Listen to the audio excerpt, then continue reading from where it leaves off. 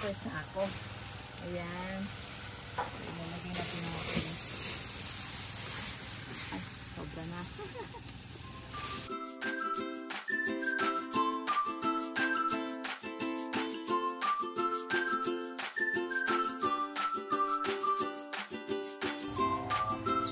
Good morning mga ka-farmers! Dito po tayo ngayon sa ating brooding pen. Kailangan na po nating palitan ng ipa dahil masansang ng amoy. So, pagkatapos muna nating tanggalin itong mga sisiw, saka natin lilinisin. So, mahirap kasi silang kunin. Yung iba na i-transfer ko na po. Ito sila. Dito na sila sa my styrofoam. Kaya ito yung mga mahirap buliin.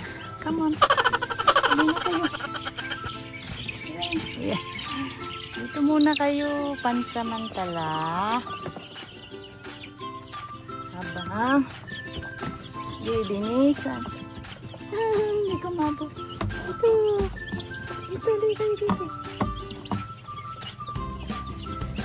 Mataas kasi ito.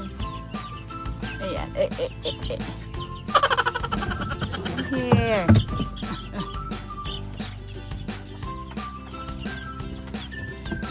Halina kayo. Halina.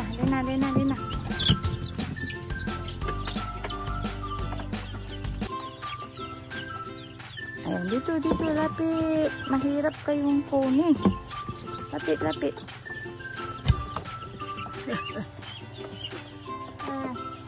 Saka, one last chance.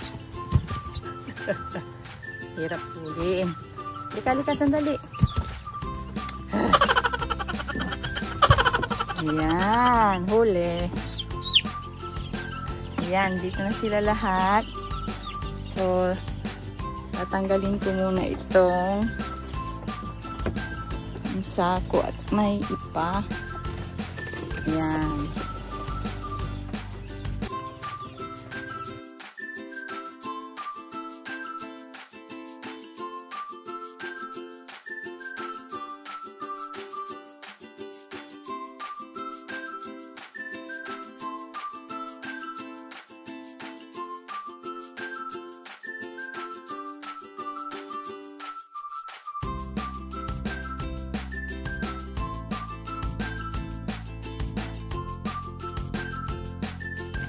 I-disinfect po natin itong brooding pen nila. So, yung disinfectant po natin, naano ko na yan sa aking previous video na Clorox po yung ginagamit kong pang disinfect.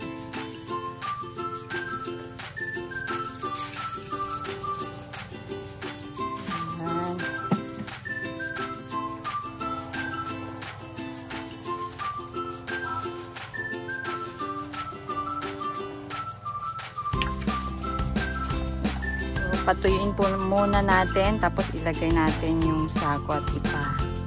Kasi masansang pa yung amoy. Para mawala yung amoy ng Clorox.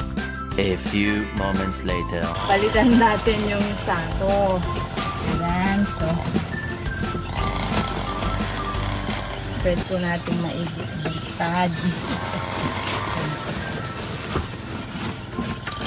Kasi, hindi ko po abot kayo nilalagay. Nagamit ko to. Ay. Para ma-twist ko na maayos yung sako. Ayan. Dapat wala itong space dyan para hindi makapasok yung mga insecto or ito another sako dito. Ayan. Okay. Tapos maglagay na po tayo ng ipa. Itong ipa, hiningi namin ito sa... Ay, hindi pa hiningi. Binili namin sa kapitbahay na ano ba yan? Nagpa-kiskis. Nagpa-kiskis ng bigas, ng palay. Kaya binili namin. Ay, magkano nga ba? 10? 10 pesos yata po. First na ako. Ayan. Ilalagay natin natin. Ay, sobra na.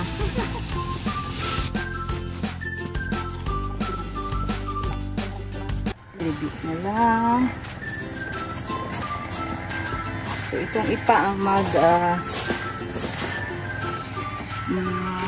absorb ng kanilang mga ipot para rin hindi masyadong mabaho at hindi lalapit ang mga laman.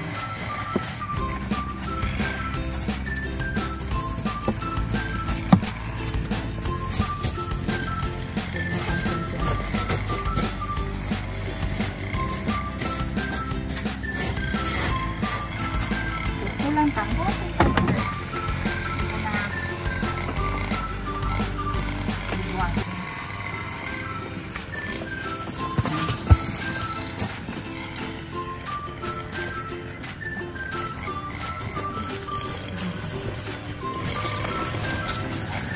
Okay. Hindi na maamoy yung Clorox. Tingnan na. Lagay na natin yung ating feeds. Chick booster po ito.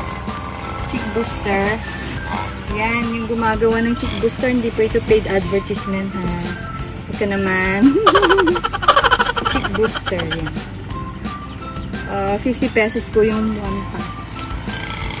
Tapos, ito yung water nila.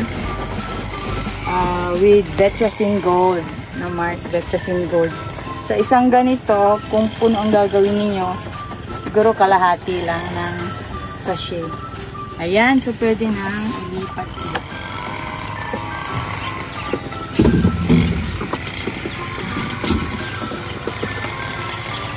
Ayan. Oh, malinis na banyo.